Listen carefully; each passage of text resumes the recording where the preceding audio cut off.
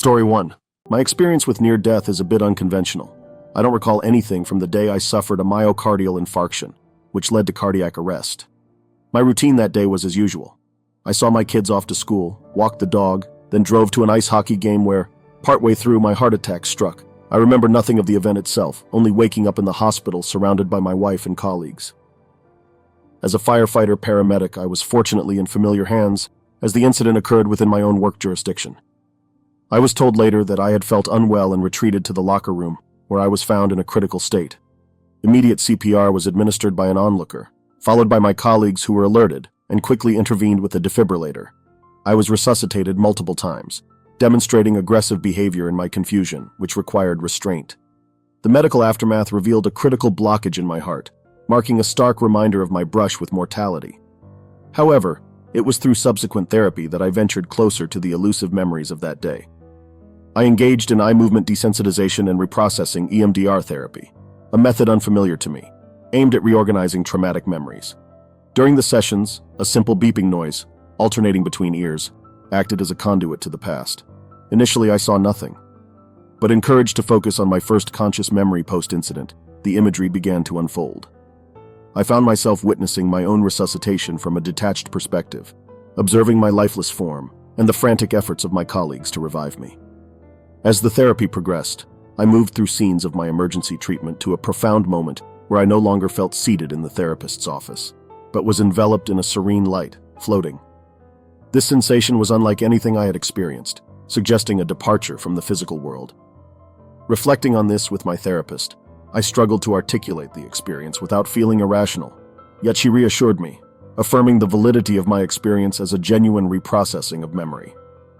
This session left me in a state of introspection, pondering the reality of my experiences and their implications on my understanding of life and what might lie beyond. This therapy didn't just offer me a glimpse into the events of that day. It provided a profound connection to moments of my life that had seemed lost to oblivion. It felt more real and immediate than mere recollection. It was as if I had been there, amidst the chaos and beyond, in a place of indescribable tranquility. This story was shared by Jonathan W. and happened in 2022. Story 2. During a swimming lesson, our instructor was teaching us how to use kickboards to improve our freestyle stroke. She specifically asked me to lead the exercise, advising me quietly to use both hands for better stability while focusing on my kicks. Midway through the pool, curiosity got the better of me as I noticed another child managing with one hand. Emboldened, I attempted the same, resulting in immediate disaster. Losing my grip, I found myself engulfed by water, panic setting in as I involuntarily swallowed it.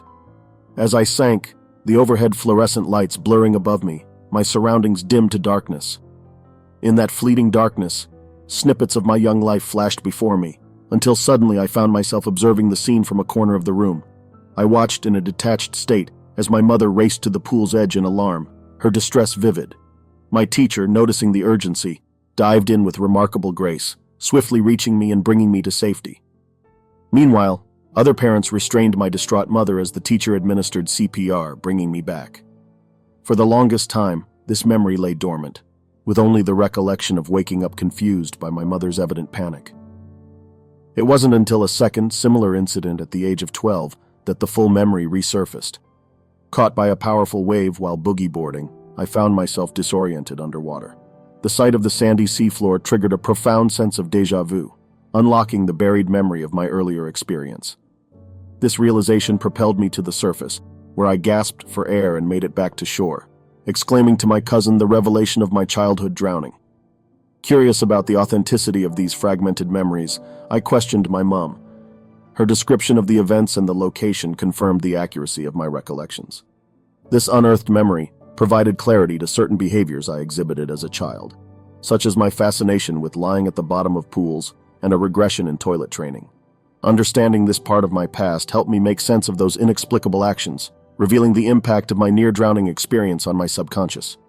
This story was shared by Nick S. and happened in 2002. Story 3. When I was around 4 or 5, my little adventures often included watching the rubbish collection on bin day, waving enthusiastically at the bin men as they passed. On one particular day, after they had disappeared from view, curiosity led me to climb atop our metal bin. There I was, all by myself outside until a misstep sent me tumbling down, my head striking the concrete pavement with a sharp ring. As I lay there, a profound moment unfolded. Looking up from the pavement, I was greeted by an immense cloud bursting with light.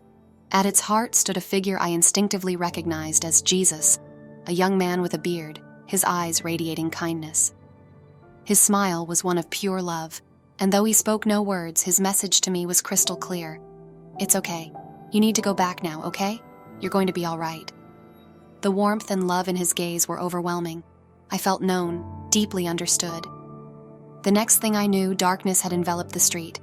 I awoke, lying on the pavement, then picked myself up as if nothing had happened and walked back inside. At the time, it didn't occur to me how extraordinary this experience was, and I kept it to myself. It wasn't until I watched a television program on near-death experiences, NDEs, months ago that I recognized what had happened to me. This event, among others, has set me apart my entire life. I've always had this ability to see and know things beyond the common perception, to glimpse what others couldn't. Growing up, I learned to keep quiet about these experiences, realizing they weren't common among my peers. This sense of being different has been a double-edged sword. It's made me feel isolated at times, but has also been a source of comfort and strength, especially considering my challenging upbringing. Recently, I started seeing a counselor who understands and validates these experiences. This support has been transformative, helping me see my sensitivity not as a burden but as a gift, something that could bring healing and insight to others. I'm now on a journey to embrace this part of me fully, exploring how I can use it to help and connect with others in meaningful ways. This story was shared by Ursa L. and happened in 1964. Story 4. In the summer of 2006, we set off for the grocery store, with plans to surprise my mom at work with flowers, balloons, and a card for her birthday. My sister's boyfriend was driving. I was seated in the rear, left seat, while my sister took the passenger seat. We managed to gather the balloons, flowers, and card, but never reached my mom's workplace. En route, my sister's boyfriend, I later learned, ran a red light, resulting in our car being T-boned at an intersection. The impact was on my side, leaving me with a fractured pelvis and a laceration on my left calf from the shattered glass. Just before the collision, my sister's scream alerted me, prompting me to look around. Glancing to my left, I saw the approaching car, so close it seemed I could touch it. In that moment, time appeared to stand still. The next thing I knew, I was lying on my back on the street, some distance from where we were hit, with emergency medical staff attending to me. The transition from the crash to finding myself on the road remains a blur, with no recollection of the intervening time. After the impact, my entire field of vision was enveloped in an unearthly white light, and I was engulfed in a profound sense of peace. There was no fear, anxiety, or trauma, just an overwhelming serenity. I didn't encounter any celestial beings or engage in conversations. It wasn't so much a place I had traveled to. I never felt as though I was moving beyond this realm, nor was there a moment of choice about returning to life as we know it. It seemed as though the decision was made for me, that my time had not yet come. As I lay there in the street, one peculiar thought crossed my mind. I wondered where my brother was, despite him not being involved in the accident. Eventually, I was transported to the emergency room for treatment. This story was shared by Jono H. and happened in 2006.